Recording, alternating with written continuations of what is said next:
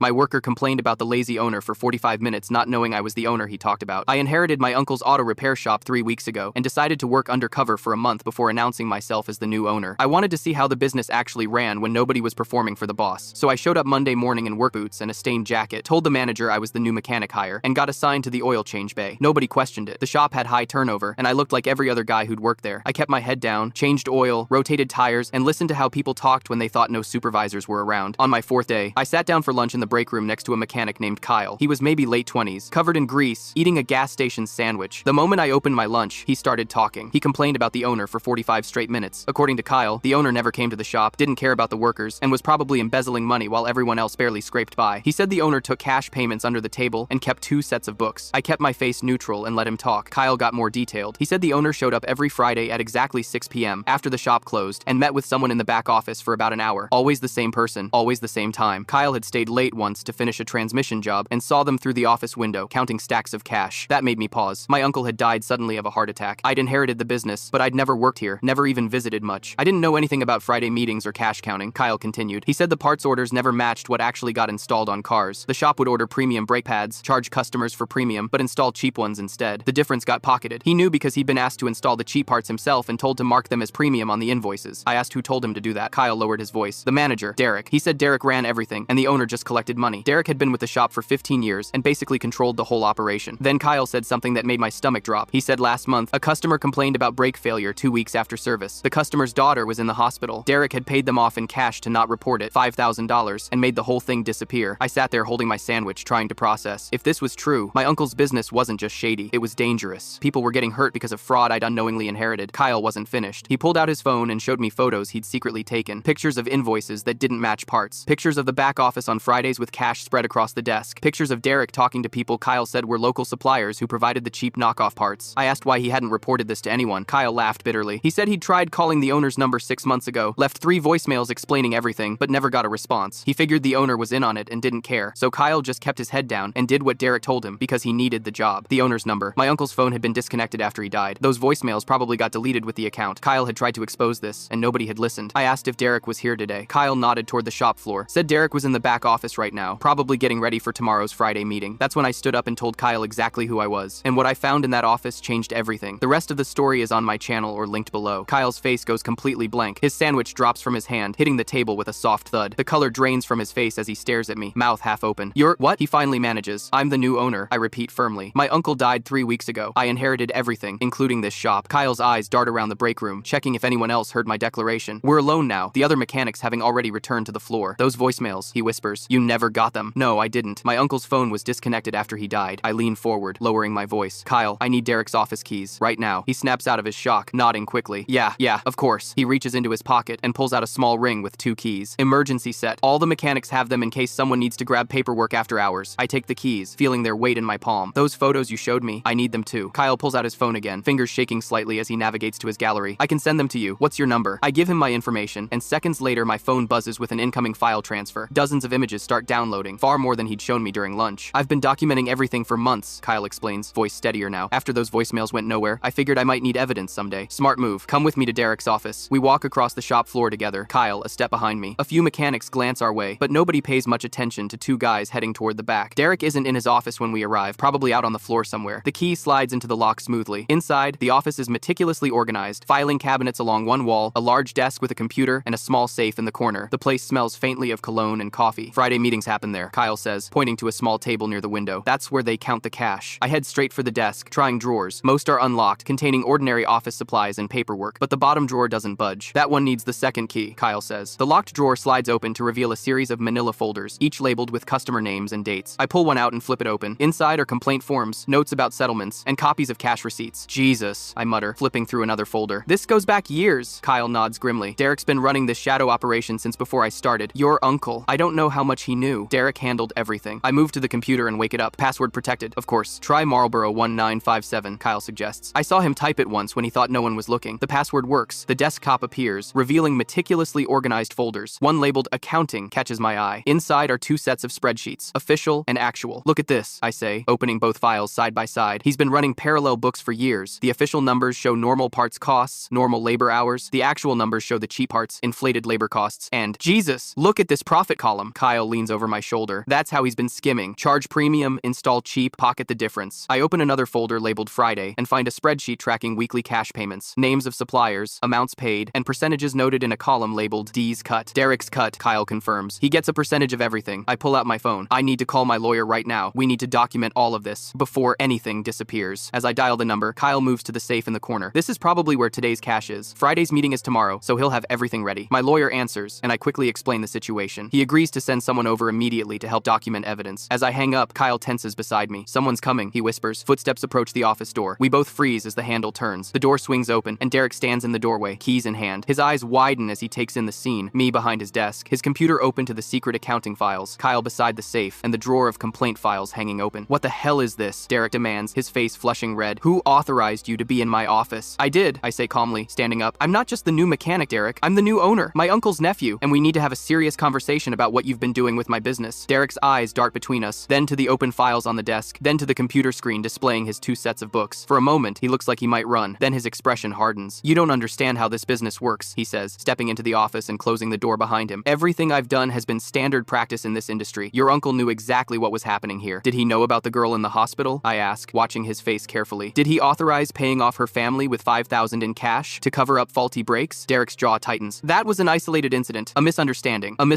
that could have killed someone, Kyle interjects. And it wasn't isolated. I've installed those cheap parts on dozens of cars. Derek points a finger at Kyle. You keep your mouth shut. You're just as involved as anyone else here. No, I say firmly. Kyle tried to report this. He left voicemails for my uncle that never got delivered. He's been documenting everything. I gesture to the phone in my hand. My lawyer is on his way over right now. This ends today, Derek. Derek's face goes from angry to calculating in an instant. Let's not be hasty. There's a lot of money at stake here. We can work something out that benefits everyone. Before I can respond, there's a knock at the office door. Derek turns, startled, and I realize this conversation is about to get a lot more complicated. Derek steps further into the office, closing the door firmly behind him. His face cycles through a series of expressions: shock, anger, calculation, before settling on something resembling professional concern. Listen, he says, spreading his hands in a placating gesture. This looks worse than it is. The cash system is just how we manage supplier relationships in this industry. Your uncle understood that. I remain seated behind the desk, deliberately maintaining my position of authority. So, you're saying my uncle authorized paying cash for counterfeit parts and charging customers premium prices? Not counterfeit, Derek corrects quickly. Aftermarket alternatives. And the pricing structure reflects our expertise in selecting appropriate parts for each situation. Kyle snorts. Appropriate parts? Like the brake components that failed and sent that girl to the hospital? Derek's eyes narrow at Kyle. That was an unfortunate incident, and we handled it appropriately. He turns back to me. Your uncle built this business on relationships. Sometimes that means flexibility in how we operate. I open another folder on the computer labeled banking and find what I suspected: a meticulous record of parallel accounting. One column shows the official shop revenue, another shows the actual numbers. Flexibility like maintaining 2 sets of books? I ask, turning the monitor so Derek can see exactly what I'm looking at. Or flexibility like this customer database that shows a pattern of charging for premium parts while installing cheap knockoffs. Derek's professional facade cracks slightly. Those records are private company business. Yes, they are. I agree. And I own the company. Kyle moves to the computer and points to a specific spreadsheet. Look at this supplier list. I recognize most of these names. This one here, East Bay Parts, they're notorious for counterfeit components. They've been investigated twice by state regulators. Derek's face flushes. Kyle, you need to remember your position here. You're just as involved as anyone else on the floor. Through the office window, I notice several mechanics have stopped working and are watching our confrontation. Word must be spreading that something significant is happening. Actually, I say, standing up, Kyle has been documenting this operation for months. He tried to alert my uncle about what was happening here. I pull out my phone and hold up the screen showing dozens of photos Kyle sent me. He's a whistleblower, not an accomplice. Derek's expression hardens. You think anyone will believe that? He's installed those parts himself. If I go down for this, he goes down too. Kyle pales slightly, but stands his ground. That's why I kept records. I knew you'd try to drag everyone else down with you. I walk around the desk, deliberately positioning myself between Derek and Kyle. Let me make something very clear. Anyone who cooperates with the investigation will receive full legal protection. I've already discussed this with my attorney. Outside the office, at least 8 mechanics have gathered, watching through the glass. Derek notices them too, his eyes darting nervously. This is ridiculous, he says, voice rising. You can't just walk in here after 4 days and start making accusations. You don't know the first thing about running an auto shop. I know enough not to defraud customers and endanger lives, I reply calmly. Derek's phone buzzes in his pocket. He pulls it out, glances at the screen, and I see a flash of panic cross his face. Expecting someone? I ask. Your Friday visitor, perhaps? The parts dealer? His head snaps up. How do you... Kyle told me about your Friday meetings. 6 p.m., cash payments, no records. Except you do keep records, don't you? I gesture to the computer. Very meticulous ones. Derek takes a step toward the desk, but I block his path. Those files are company property, he insists. Yes, they are. My company. The sound of the shop's front door opening catches everyone's attention. Through the office window, I see 2 uniformed police officers entering the building, followed by a man in a suit who I recognize as my attorney's associate. Derek's face goes ashen. You called the cops? I didn't, I say honestly, looking at Kyle. Kyle shakes his head. Wasn't me either. The mechanics on the floor point the officers toward toward the office. Derek looks like he might make a run for it, but there's nowhere to go. Someone must have made an anonymous call about fraud, I say, watching Derek's reaction carefully. As the officers approach, I notice a drawer in the filing cabinet that we haven't checked yet. It's labeled personal in my uncle's handwriting. I quickly move to it and find it unlocked. Inside are medical records, my uncle's doctor visits, prescriptions, and what looks like early-stage dementia diagnosis from 2 years ago. There are also handwritten notes and a shaky script about being confused about the business and trusting Derek to handle everything. My heart sinks as I realize my uncle may truly have been unaware of what was happening. The dementia would explain why he never responded to Kyle's voicemails, why he seemed increasingly absent from day-to-day operations, according to the employees I'd spoken with this week. Derek notices what I'm looking at. "Your uncle was sick," he says, his tone softening slightly. "I was protecting him, handling things so he wouldn't have to worry. By stealing from his business and endangering customers?" I ask, my voice tight with anger. The police officers knock on the office door before entering. "We received a call about possible fraud at this location," one of them says. Derek immediately shifts into a different persona. "Officers, there's been a misunderstanding. I'm the manager here." "He's the manager," I interrupt, "but I'm the owner, and I'd like to report systematic fraud, endangerment, and theft that's been happening at my business." The second officer looks between us. "We'll need statements from everyone." My attorney's associate steps forward. "I'm representing the owner in this matter. We have documentation ready to share with investigators." As the police begin taking initial statements, I notice Derek staring at the medical records I found. For just a moment, I see something like genuine grief cross his face. Whatever relationship he had with my uncle, it wasn't simple. But then I remember the injured girl, the thousands of customers who've been defrauded, and the mechanics who've been made unwitting accomplices to his scheme. Derek built this fraud operation while my uncle's health declined, taking advantage of a sick man's trust. "Derek," I say quietly as the officers speak with Kyle, "how long has this been going on?" The real truth. He meets my eyes, calculating whether honesty might help his situation. 5 years, he finally admits. "It started small, just a few parts here and there. Then it grew. 5 years, around when my uncle's health began to decline, according to the medical records." As the police continue their preliminary investigation, I realize this is just the beginning of unraveling what Derek has done to my uncle's legacy. The office door swings open to reveal a uniformed police officer, his expression serious as he surveys the scene. Behind him, a second officer steps into view, notebook already in hand. "We received a call about possible fraud at this location," the first officer states, his gaze moving between Derek and me. Derek immediately straightens his posture, sliding into a practiced professional demeanor. "Officers, there must be some mistake. I'm Derek Winters, shop manager for 15 years. This is just a misunderstanding about some accounting practices." "I'm the owner," I interject, stepping forward. "My uncle passed away 3 weeks ago, and I've uncovered evidence of systematic fraud happening under this manager's supervision. We have documentation ready for your investigation." The second officer, a woman with sharp eyes and a no-nonsense expression, nods. "We'll need statements from everyone involved. Who else has knowledge of these allegations?" Kyle raises his hand. "I do. I've been collecting evidence for months." As the officers begin separating people for preliminary statements, there's a commotion from the front of the shop. A man in his 40s pushes past the gathered mechanics, his face flushed with anger. I recognize him immediately from the complaint files.